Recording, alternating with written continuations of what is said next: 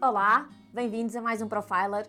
Hoje trago-vos um licenciado em Engenharia Informática que faz um MBA em Aeroespacial. E a verdade é que o meu convidado de hoje já confundou inúmeros projetos, alguns deles ligados à educação, em Portugal, mas tem também como missão inovar o empreendedorismo em Portugal. Provavelmente muitos de vocês já perceberam que hoje trago para conversar comigo o Ricardo Marvão, que é, entre muitas outras coisas, cofundador da BTI. Olá, Ricardo, bem-vindo. Olá, obrigado. Obrigada por teres aceito o meu convite e começo exatamente por esta curiosidade que eu acabei por mencionar.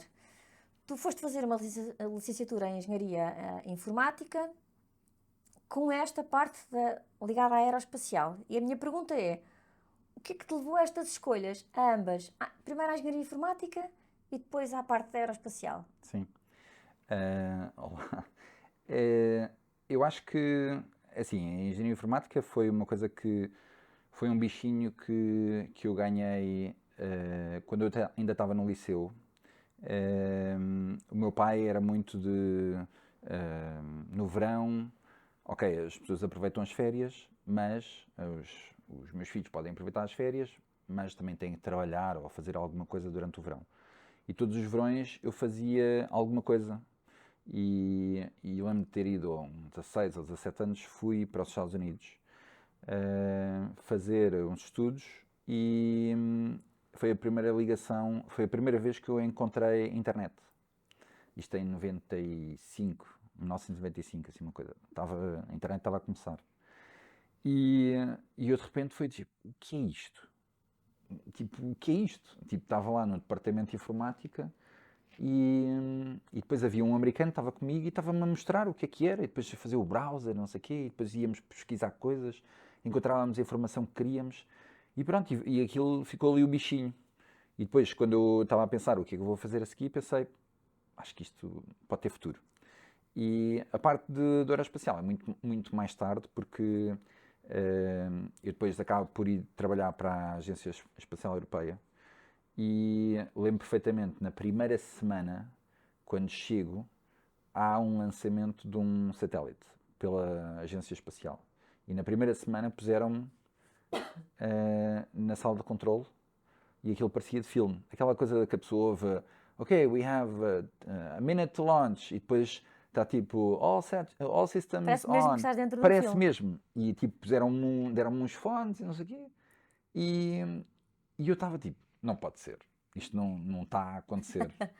E ficou logo ali o bichinho. E depois, quando saí, quis fazer uns estudos nisso e pronto, e escolhi aeroespacial. Nos teus primeiros anos de experiência profissional, trabalhaste na Dell, em Londres, também estiveste na PT Inovação cá em Portugal, na IP. Como é que foram estes teus primeiros anos profissionais? Como é que foste fazendo estas tuas escolhas? O que é que procuravas no decorrer destes primeiros anos?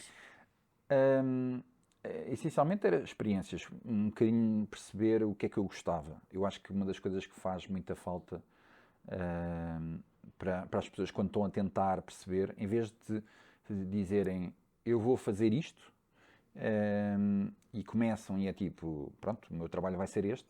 Não, é experimentar vários tipos de trabalhos e perceber o que é que realmente faz sentido.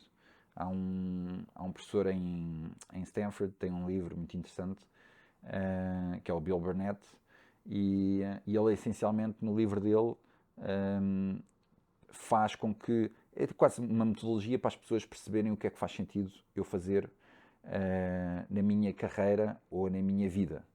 E aquilo começou muito por ser uma aula que ele dava a todos os estudantes de design que vinham para Stanford. E a aula era Design Your Life. Nesse desenho, ele explicava, ok, experimentem várias coisas. E depois aquilo começou a ter imenso sucesso e depois de repente eram todos os estudantes de Stanford e depois eles começaram a fazer aquilo para até fora de Stanford. E depois no final ele disse, espera aí, há aqui uma oportunidade, vou escrever um livro. Então escreveu um livro, aquele teve imenso sucesso e depois aquilo acabou por expandir, além de ser só para os estudantes de universidade. Ele pensou, há momentos na vida das pessoas que são momentos cruciais para uma decisão. Quais é que são esses momentos? A entrada na universidade, quando te casas, por exemplo, quando tens o primeiro filho, quando tens a crise de meia-idade, quando te reformas. Tens ali vários momentos cruciais na tua vida em que queres repensar a tua carreira, queres repensar a tua vida. E então esse método funciona para cada um desses momentos. E ele agora até faz tipo que é um novo livro dele, que é Desenha a tua carreira quando estás dentro da organização. Que é a pessoa entra, mas depois não sabe o que é que quer atingir. Aquilo ajuda a tipo, o que é que eu quero ser? Se a minha carreira vai ser, sei lá, fazer 10 anos dentro desta organização, o que é que eu gostava de atingir no final? Quero ser diretor, ou quero ser CEO, ou quero ser... Então como é que eu desenho a minha carreira para atingir esse goal daqui a 5 ou 10 anos? E isso ajuda muito, porque a pessoa começa a criar Cria uma metodologia uma também, não é? metodologia para atingir. E eu acho que uma das coisas que eu quis foi, por exemplo, a Dell foi muito para perceber o que é trabalhar numa organização. Foi em 99, estávamos na bolha da internet, estava um hype brutal. Até conheci o Michael Dell quando estive lá, porque a Dell na altura estava a concorrer contra a Compaq. Não sei se te diz alguma Sim, coisa, sim, mas sim. hoje em dia já não existe, depois foi comprada pela HP, mas a Dell e a Compaq na altura, no UK, eram concorrentes muito a sério. E a Dell, pela primeira vez, ultrapassa a Compaq nas vendas e o Michael Dell, para quase prenda para toda a gente, vem dos Estados Unidos e passa 2 dias connosco e foi brutal. A primeira vez que eu estava tipo, uau. E depois era aquela coisa do hype, tipo, parecia que estava tudo a crescer. Depois, claro, em 2001 aquilo cai tudo por terra, não é? Da bolha da internet, ou em 2000. E depois também foi engraçado que calhou que eu aprendi imenso nesses meses que estive lá, porque foi o hype da internet, uma empresa que estava a crescer brutalmente, e depois havia o bug do milénio, não sei se te diz alguma coisa, mas no 2000 Que era era o, assustador o bug do toda milénio. a gente tinha, e eu lembro perfeitamente de vários colegas meus que estavam a receber somas de dinheiro brutais só para ficarem a 31 de Na dezembro, meia-noite, não porque era? não se sabia o que é que ia acontecer. E eu estava tipo, mas como é que é possível a malta pagar isto? E pronto, e essa transição foi muito engraçada. Que é uma coisa que se calhar nós aqui ainda se promove pouco, não é? A pessoa que inicialmente faz, eventualmente isso que estavas a mencionar, não é? De experimentar várias coisas, às vezes ainda é olhado como um percurso um bocadinho saltitão. E pode só Sim. estar efetivamente à procura daquilo que tu acabaste de dizer, que é eu quero perceber fazendo o que é que eu vou querer fazer com a minha carreira. Eu acho que é super importante se as pessoas forem trabalhar num sítio que não estão a gostar, tipo, mais tarde ou mais cedo vão desistir. Ou então vão ser tristes para o resto da vida. É mais fácil experimentar várias coisas e depois decidir. E, ok, eu gosto disto, se calhar não me dá o dinheiro que eu quero, mas adoro.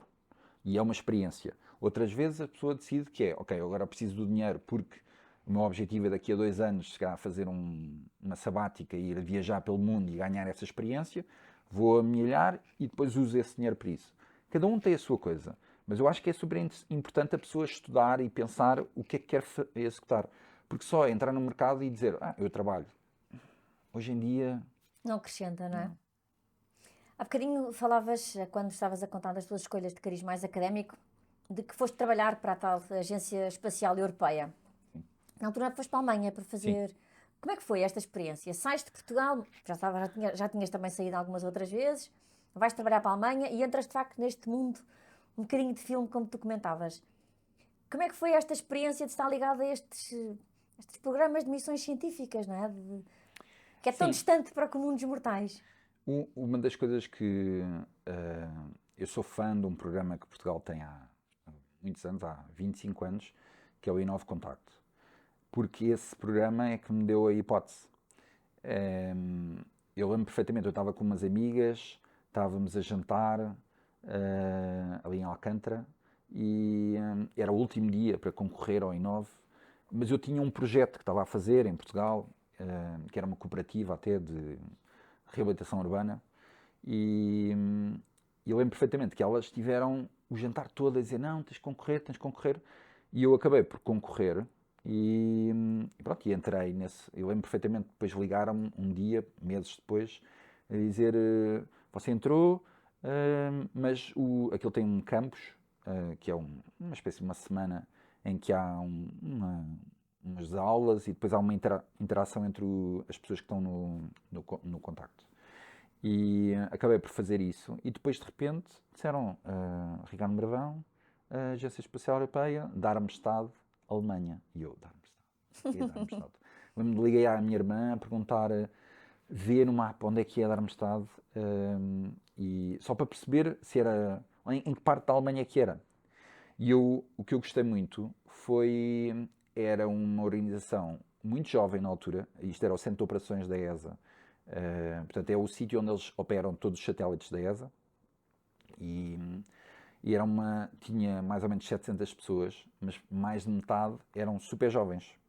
Eles estavam sempre a trazer muitos jovens, e havia para aí, sei lá, uns 300 com quem interagia no dia a dia, porque depois a pessoa está ali um bocado isolada, eu não sabia alemão, muitos estrangeiros, acabas por, quase como o Erasmus, não é? Acabas por interagir com aqueles estrangeiros todos, vais fazer umas viagens, fazes uns jantares em casa de uns, em casa dos outros, e como éramos muitos, e éramos de 20 nacionalidades, tudo europeus,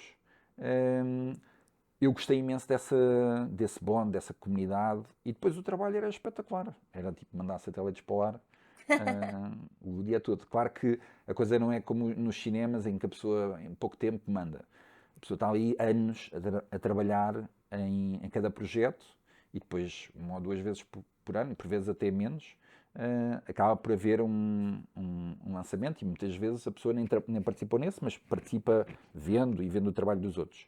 Mas em termos de inspiração é brutal. E depois eles faziam coisas, por exemplo, na área da educação, todos os anos havia uma coisa que era a Noite das Estrelas, em que nós trazíamos centenas de miúdos para dentro da ESA e passavam a noite a ver os projetos todos e a serem inspirados sobre aquilo que estava a ser feito. E uma das coisas que era feito era também, trazíamos as crianças todas, punhamos num jardim, cá fora, e depois punhamos as crianças todas a olhar para o céu. E fazíamos de maneira que aquilo calhasse quando a ISS, a Estação Internacional, estivesse a passar. E então, de repente, ouvia-se Hello, Darmstadt, is anyone there? E era o astronauta que estava lá em cima e que estava a passar, e via-se uma estrela, quase como se fosse uma estrela, a passar assim devagarinho, e os miúdos a terem uma reação, espera, aquela voz que a gente está a ouvir é daquele ponto que está ali em cima? E de repente aquilo fazia uma luz, e eles ficaram tipo, uau, como é que isto é possível? E essa percepção das crianças marcava-nos imenso. E por isso é que eu acho que também gosto tanto da área de educação. Não é? Sim. E depois, o programa do Novo Contacto tem um término, não é? Sim, mas eu passado 3 meses, o meu chefe lá quis que eu continuasse, e depois passado logo a seguir, depois, na realidade até foi um colega, o Nuno Sebastião, que hoje em dia é o CEO da Fidzai, que veio ter comigo e disse-me, olha, o teu chefe quer que tu continues, vamos almoçar. E pronto, e depois começámos na conversa e decidimos, e se a gente montasse uma coisa juntos? E então acabámos por montar uma empresa juntos, uma startup juntos, e começámos a fornecer serviços diretamente para a Agência Espacial Europeia. Foi assim que começou a aventura das startups e do empreendedorismo, que ainda hoje faço através da BTI. Talvez porque desde essa altura, desde muito cedo, tu foste tendo sempre essa predisposição para fazer. Sim, eu acho que isso vem muito também do meu pai, porque o meu pai sempre foi empreendedor e eu lembro perfeitamente de fazer viagens. Meu pai trabalhava no Algarve e nós fazíamos viagens de Lisboa ao Algarve. Estamos a falar de, antigamente não havia autoestrada, não é? Demorava sempre mais algum tempo. E o meu pai tinha muito um jogo que fazia comigo, mesmo quando eu era criança, em que nós definíamos um produto ou um serviço ou alguma coisa que fosse interessante para lançar para o mercado, e depois definíamos durante a viagem toda como é que vamos montar o produto, que tipo de pessoas é que precisamos, qual é que vai ser o marketing, qual é o modelo de negócio, quando é que vamos lançar, qual é que é o objetivo no primeiro ano. As coisas todas, era um jogo, mas eu gostava imenso. E fazíamos aquilo e até algumas das coisas acabámos por até avançar. Mas não sei, era um jogo que depois estava à vontade para fazer esse jogo e para pensar. Então sempre, toda a minha vida sempre pensei em novas ideias, depois maturo aquilo, penso, faço os meus desenhos, falo com muitas pessoas para validar o mercado, perceber se realmente faz sentido. E eu digo sempre às pessoas que é muito importante as pessoas saberem o que é que são boas a fazer. Mas mais importante do que isso é saberem o que é que não são boas a fazer. E isso ajuda imenso a que depois eu me concentre naquilo que realmente gosto e sei fazer.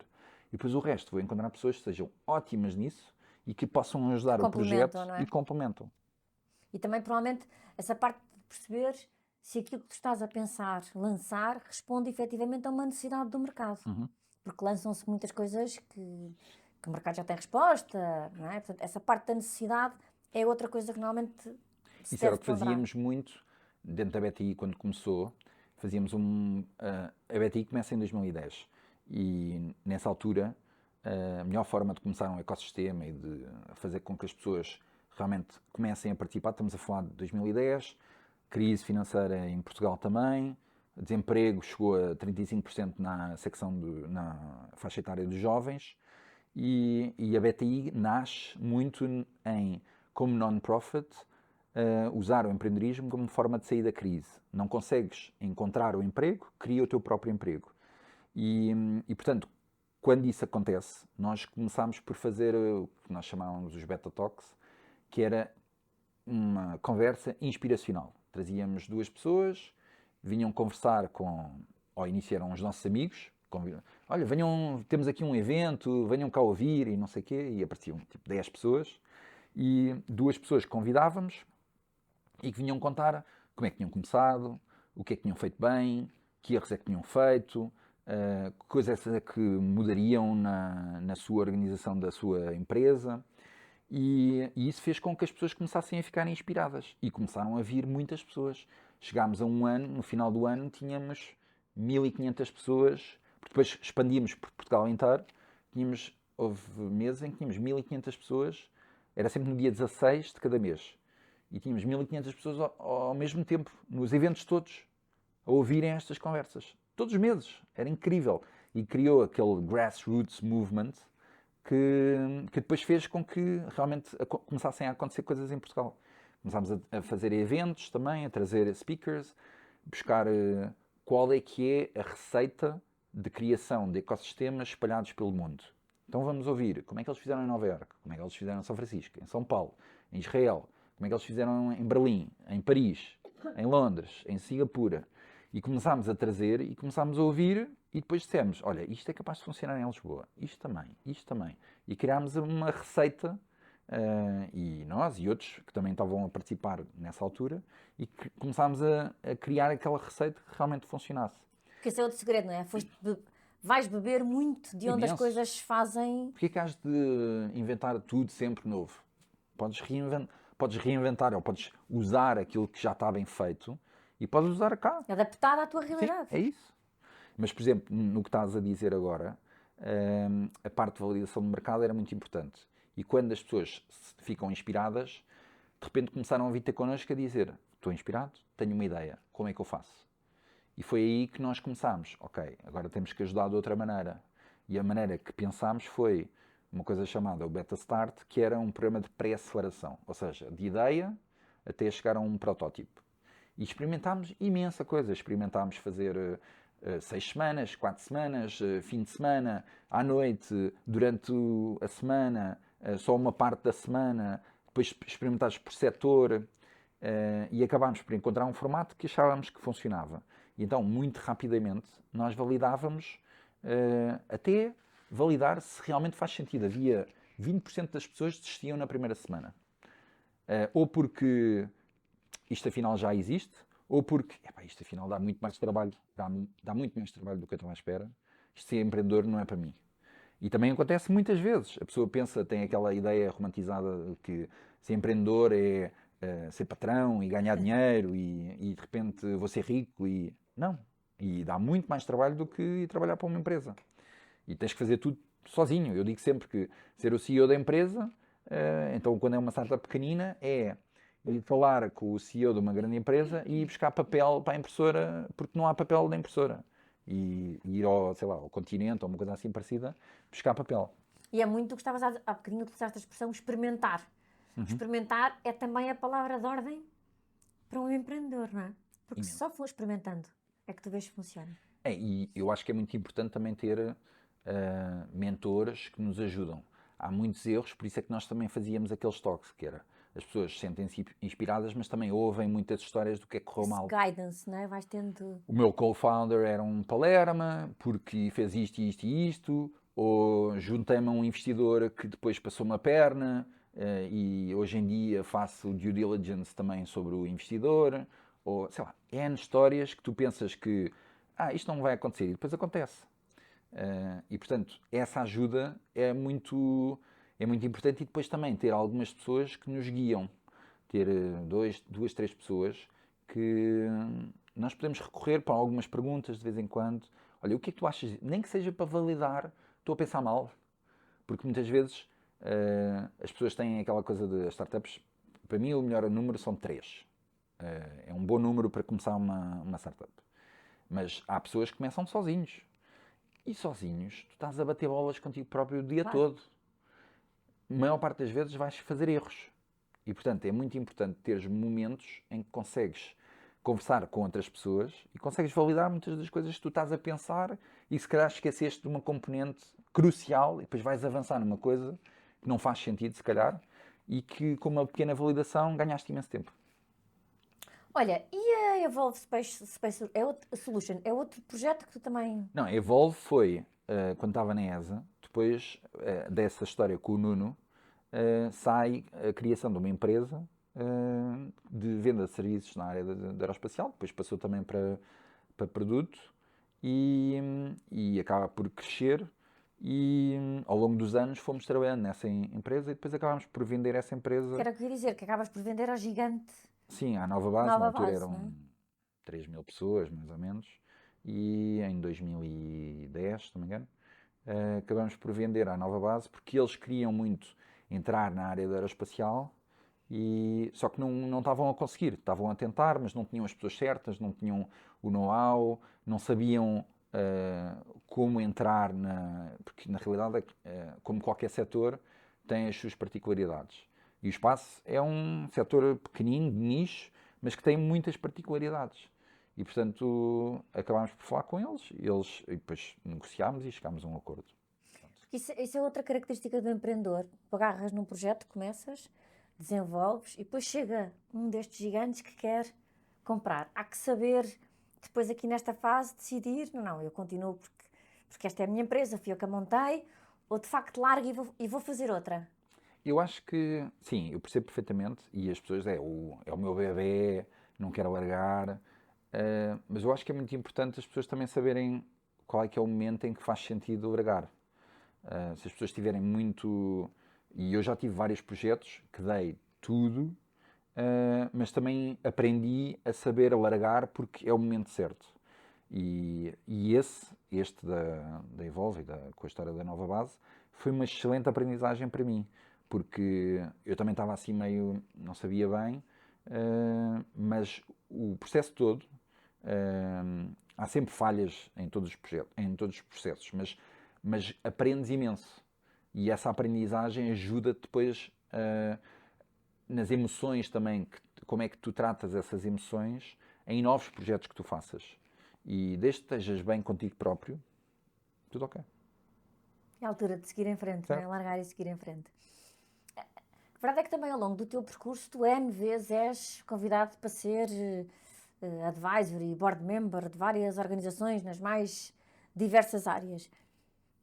É de alguma forma aqui um trade-off, porque tu dás do teu know-how, bebes know-how de outros e voltas a juntar isto tudo para o próximo projeto? Sim, uma das coisas que eu gosto imenso é ouvir what's out there. Não é? O que é que há aí fora, novas ideias, pessoas que estão a pensar diferente. É uma das coisas que eu gosto imenso porque isso ajuda-me também a perceber que tendências é que estão aí, o que é que há de novo, áreas completamente diferentes, e ajuda-me também no meu negócio, ainda há pouco estávamos a falar disso, esta coisa é um evolving, não é? E portanto, sempre que há um projeto que eu acho interessante e por alguma razão acharam que eu tinha alguma coisa válida para aportar, acabo por ajudar. Mas eu ajudo e digo sempre, eu ajudo até ao ponto em que eu acho que consigo ajudar. Depois eu sou o primeiro, porque muitas vezes há aquela coisa que é difícil, em Portugal é muito difícil, a pessoa convida e depois qual é que é o momento em que a pessoa sai. E eu dou Só sempre, agarra-se à função, não é? e não só o advisor, mas também para a pessoa que está a gerir a empresa, se calhar já não está a ter nenhum sumo do advisor, mas que vai dizer, olha, já não preciso de ti. É difícil. Então é mais fácil ter essa conversa e quase tipo tirar o penso, não é? Um penso rápido, assim, muito rapidamente, olha, eu acho que neste momento já não faz sentido ser o teu advisor, pensa no assunto, mas se quiseres, uh, posso continuar, tens o meu contacto, sempre que precisares de alguma coisa, mas posso sair perfeitamente. E eles dizem, se calhar tens razão, faz sentido. E pronto, e a partir daí passas para a próxima fase. Mas é isso que eu estou a dizer, porque tu não te agarras à função, não é?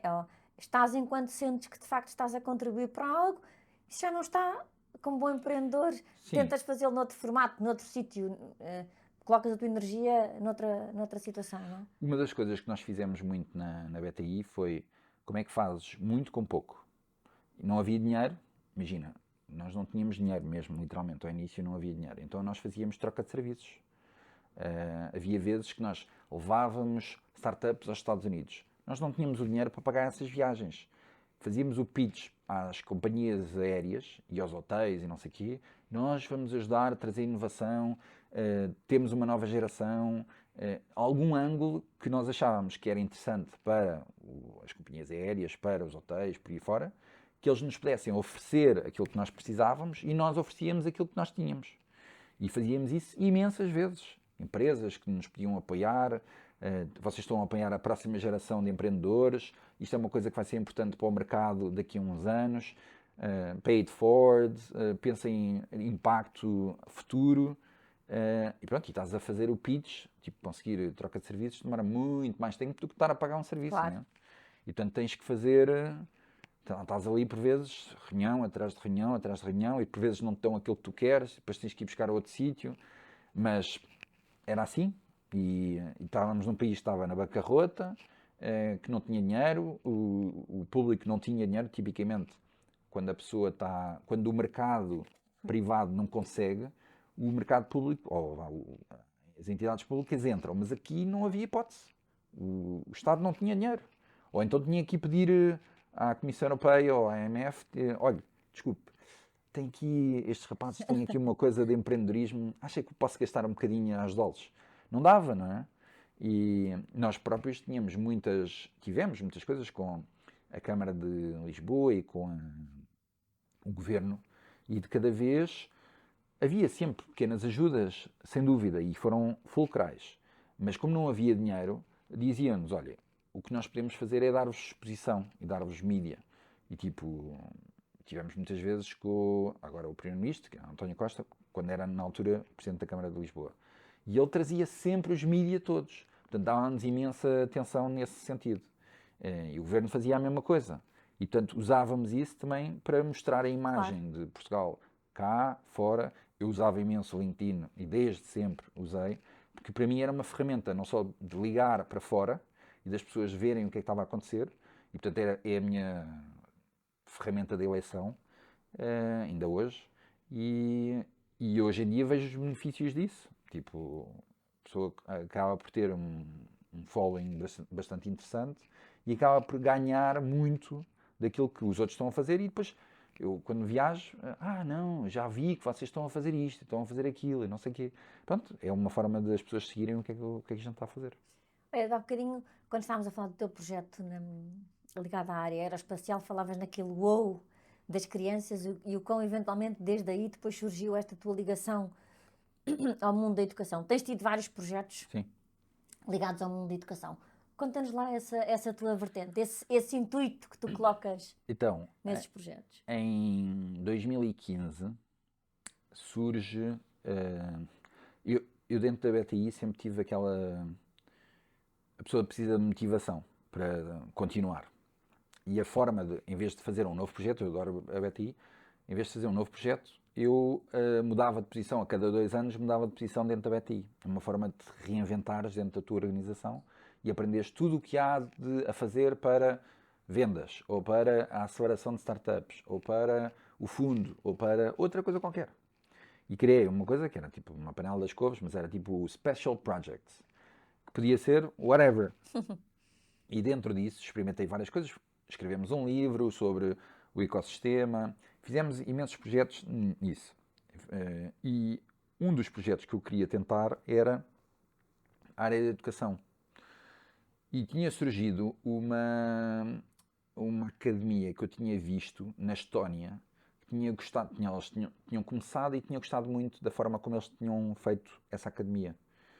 E depois, lembro perfeitamente, estava numa reunião e tínhamos ganho um projeto europeu com a nova FCT do outro lado, da Costa da Caparica.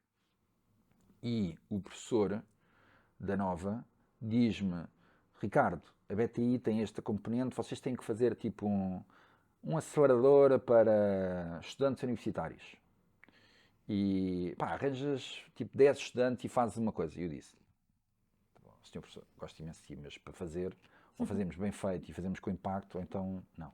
Ele disse: pá, tudo bem, é como vocês quiserem, mas é para fazer. E eu disse: ok. E então, de repente, houve uma oportunidade, alinharam-se os astros, de fazer um projeto de educação em que eu podia ter impacto. E acabei por. Calhou que fui falar com o vice-presidente de Cascais, o Miguel Pinto Luz, apresentei-lhe o projeto e em 15 minutos ele disse: bora. E tipo, we shook hands, done. E de repente montámos um projeto em 5 anos, tivemos este projeto a acontecer em Cascais, que trazia 500 estudantes universitários a montar uma startup num mês, em que nós juntávamos equipas de 5, pessoas de diferentes backgrounds, diferentes nacionalidades, que não se conheciam e que tinham que montar muito rapidamente, só para teres ideia, aquilo era ideia no primeiro dia, protótipo no final da primeira semana, go live no final da segunda semana, 1000 users no final da terceira semana e depois apresentar a investidores. Ou seja, sempre para abrir. E portanto, esse projeto faz um bond enorme entre aquelas pessoas todas, os estudantes, e nós tínhamos 50 países a participar, 100 e tal universidades, e sendo português, eu sempre quis ter uma ligação com Portugal. Era um projeto internacional, mas conseguimos ter um apoio por parte do Santander, que era outro, além de Cascais, e o Santander apoiava bolsas para os estudantes portugueses. Então conseguimos ter, tipo, 20% dos estudantes que vinham ao programa eram portugueses e muitos deles nunca tinham tido uma experiência internacional ou trabalhar com diferentes backgrounds e perceber como é que eu trabalho com um asiático, um americano, um europeu, um africano, tudo junto. E, e era dar uma oportunidade para muitos deles pensarem: eu adorei isto, é isto que eu quero fazer. Gostava de ter uma experiência internacional, ou pelo menos agora fiquei com imensos amigos, vou viajar. E ao longo destes anos todos, já vai no 7º ano que estamos a fazer isto, ao longo destes anos todos, cada vez que viajo, aparece-me sempre alguém desta coisa da Innovation Academy a dizer: eu fiz o teu curso, não sei, adorei. E pronto, e começa assim. E depois ganhei o bichinho e comecei a fazer vários projetos de educação. A minha próxima pergunta, tocando nessa palavra que tu acabaste de dizer, projetos, é: como é que tu fazes a gestão no teu dia-a-dia de projetos tão diversificados? Porque não estás sempre a fazer a mesma coisa, os projetos são muito diversificados, estás em todos eles de alguma forma. Como é que se gera isto tudo? Como é que tu decides? Como é que organizas o teu dia? Onde é que vais colocar os teus esforços naquele momento? É assim, o principal, claro, é a BTI, mas mesmo dentro da BTI eu tenho imensos tipos de projetos. Exatamente. E nós não só trabalhamos inovação com empresas de energia, mas no próprio dia eu posso estar a trabalhar, imagina, baterias, reciclagem de pneus e Alzheimer, no mesmo dia, estás a ver? E, portanto, estás a trabalhar em inovação em setores completamente diferentes. Isso ajudou-me muito a ter esta estaleca de trabalhar várias coisas diferentes ao mesmo tempo. fazes, compartimentalizas dentro da tua cabeça, mas depois é muito importante encontrares uma forma, a forma como eu encontrei para trabalhar em vários projetos é, tens de ter uma equipa, por mais pequena que seja, há sempre uma hora na semana que eu bloqueio para esse projeto, que é o tipo o momento em que faz o sync desse projeto com a equipa toda e alinhamos arestas. E depois, durante a semana, tens to-dos para fazer e sabes que aqueles to-dos têm que acontecer até à outra semana. E portanto, cada um tem as suas tasks para fazer e pronto, e é isso que. E, por exemplo, eu montei um projeto comecei em 2019, que é a próxima geração, que é a Academia para a próxima geração de jovens políticos, que vai agora na segunda edição, por acaso amanhã começa a segunda edição no Porto, e, mas esse projeto foi feito, éramos 9 founders, que fui convidando pessoa a pessoa, a ideia era tal encontrar quem são aquelas pessoas que preciso, que são boas a fazer aquilo que eu não sou bom a fazer. E depois, durante 2021, todas as semanas tivemos uma hora em que trabalhávamos, alinhávamos o que é que íamos fazer e depois tínhamos mais uma semana de trabalho em que cada um fazia a sua coisa. Depois alinhávamos outra vez na semana seguinte. E durante 50 semanas tivemos a desenhar o curso, como é que vamos nos posicionar, como é que vamos selecionar os candidatos, como é que vamos chamar os candidatos, tudo. Falámos com imensas outras academias espalhadas pelo mundo e o que é certo é que saiu um projeto super interessante, com ótimos resultados e agora já vai na segunda edição e foi um bocado por aí. Mas ao mesmo tempo que fazia isso, fazia outros projetos também na área da educação, onde na mesma tinha uma hora, que era o sync com a equipa e depois o resto era, à medida que eu tivesse tempo, ia fazendo Era aquilo o que tu que dizias há podia. bocadinho, não é? Num momento és o CEO, no outro momento vais buscar o papel para a fotocopiadora, não é? É isso. Li numa entrevista tua, e vou ler para não me enganar, que tu aprendeste a dar valor a 5 premissas. Dormir bem, comer saudável e fazer desporto eram as básicas. Uhum. Depois, eram fazer coisas que se adora e estar rodeado das pessoas que se ama. É isto que faz genuinamente a diferença no teu dia-a-dia, Ricardo? Eu acho que cada pessoa tem a sua receita. E eu acho que as pessoas têm que fazer. E uma das coisas que também dizia nessa entrevista era: dessas 5 coisas, a pessoa tem que escolher 4 pelo menos para fazer bem. Se a pessoa fizer menos de 4, há qualquer coisa que vai descambar. E então, num mundo em que hoje falamos tanto de não é doença mental, é de estar bem contigo próprio mentalmente, está-me a faltar a palavra, mental health e saúde mental, não é? E o que é certo é que isso para mim ajuda-me imenso a estar bem comigo próprio,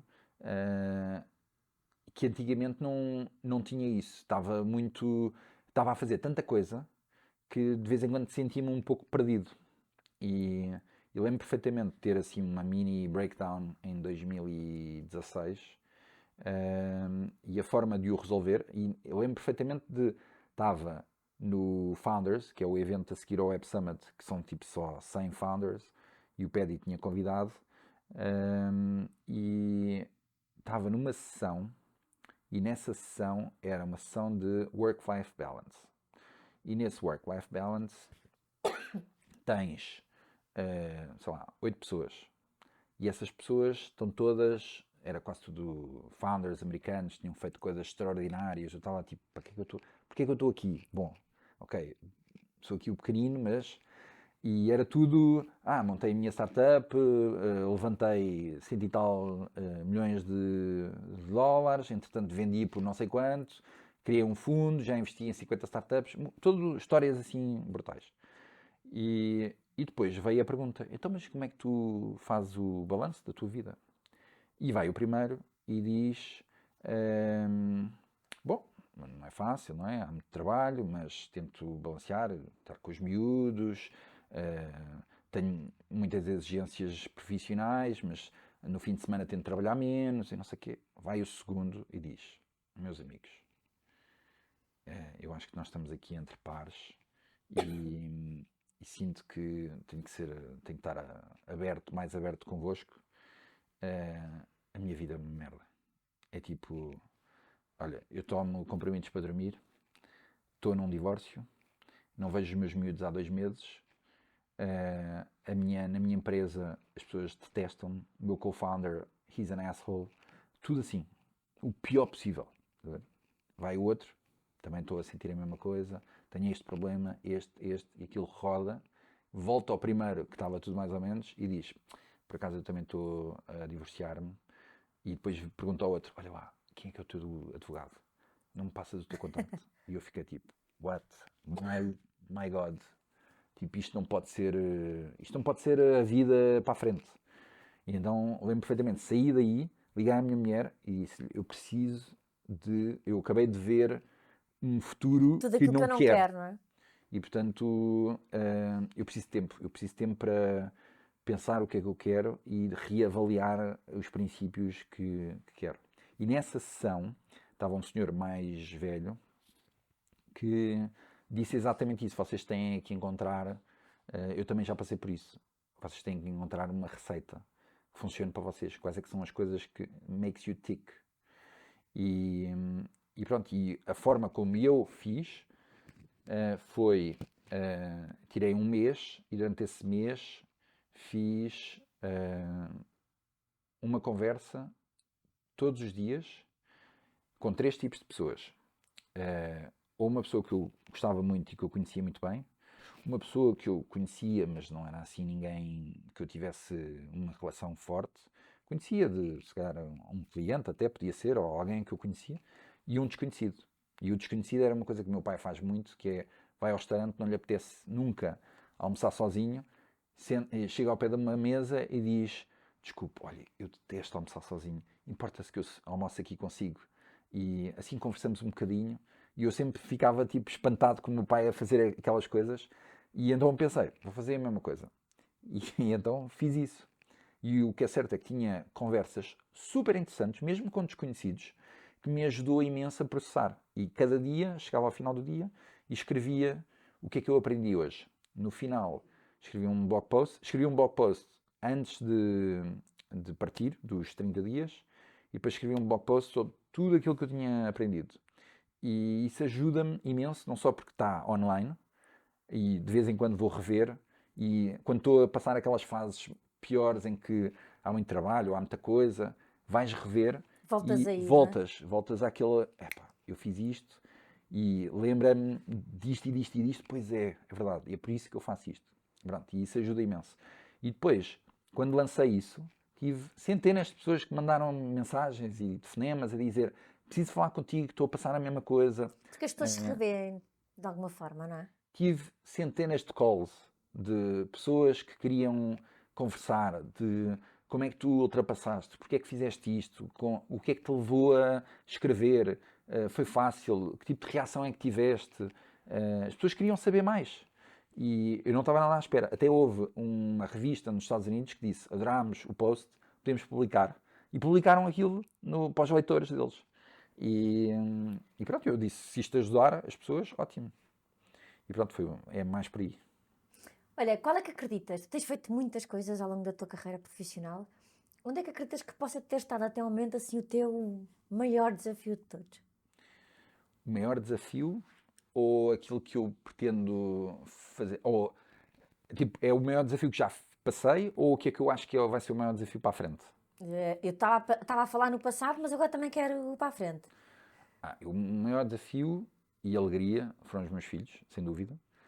Desafio porque o meu primeiro foi fantástico, mas o segundo era um terrorista. Mas uma coisa, como eu nunca senti, eu tive um ano que não dormia. Aquela coisa de. Eu senti-me, literalmente, estava em Guantánamo. Percebi o que era estar em Guantánamo. Mas esse diria que foi o maior desafio, mas adoro os 2 filhos. E para a frente, eu acho que eu gostava imenso de trabalhar mais esta parte da educação. E eu acho que estamos aqui a chegar a um ponto muito interessante na área da educação. Nós temos uma nova geração que precisa de ser exposta, estamos a falar dos teenagers, precisa de ser exposta a o que é que vem aí para pensarem um pouco o que é que vai ser a minha profissão de futuro. Vai ser muito diferente, porque estes teenagers vão estar nos próximos 50 anos, é esse o trabalho que eles vão fazer. E, portanto, e que vai ser muito diferente do nosso. Se calhar vão fazer coisas que nós hoje não imaginamos que Não vão nos existir. imaginamos, mas para isso temos que lhes dar as ferramentas e expô-los a algumas das coisas que estão mais à frente, tanto em tecnologia e com a interseção com criatividade, escrita, sei lá, música, design, arte, mas com robótica e com coding e com, sei lá, N coisas que existem hoje em dia de tecnologia, e expô-los o suficiente para eles perceberem: eu gosto disto, eu não gosto daquilo, eu gostava de uma coisa que liga isto e isto, eu quero ser um artista cripto, cyber, whatever, não sei. Porque uma das coisas que eu acho que vai acontecer é, nós temos agora esta nova geração que, expondo-os a esse tipo de arte e criatividade e tecnologia, vai fazer com que eles queiram do mercado onde é que está a oferta para eu fazer o meu curso exatamente nesta profissão. Ou as universidades mudam e começam a oferecer, porque se só tiveres o advogado e o economista e não sei o quê, não vais lá chegar. Ou então tem que aparecer novas instituições de educação que consigam oferecer exatamente essa oferta. Claro que é uma coisa que vai ser gradual, mas há uma oportunidade fantástica para começar a oferecer esse tipo de cursos de profissões futuras. E profissões que neste momento ainda se calhar, está a começar a aparecer, mas vê-se já que há uma tendência que só vai crescer. E portanto, eu acho que está aí um desafio, inspiração super interessante para mim, que gostava de explorar mais, eu diria, na próxima década. Vai ser um sítio onde eu quero muito pôr esforço. Também porque a educação é de facto uma coisa que te faz brilhar os olhos, porque brilham cada vez que tu falas Sim, eu adoro, eu gosto nesse imenso. assunto. Ricardo, quero muito agradecer-te uma vez mais a tua disponibilidade, também a forma como tu trabalhas de facto para inovar todos os dias, como tu vais continuamente, tentas ir ao encontro dessa inovação nos projetos todos nos quais participas, por teu gosto pela educação, porque são seguramente os nossos filhos que podem vir a beneficiar dessas vantagens competitivas que tu estás a tentar pensar já a partir do dia de hoje e, portanto, obrigada. Tive imenso gosto em conhecer agora com muito mais detalhe o teu percurso e o teu caminho. Eu é que agradeço. Muito obrigado. Obrigada. Até para a próxima Profiler.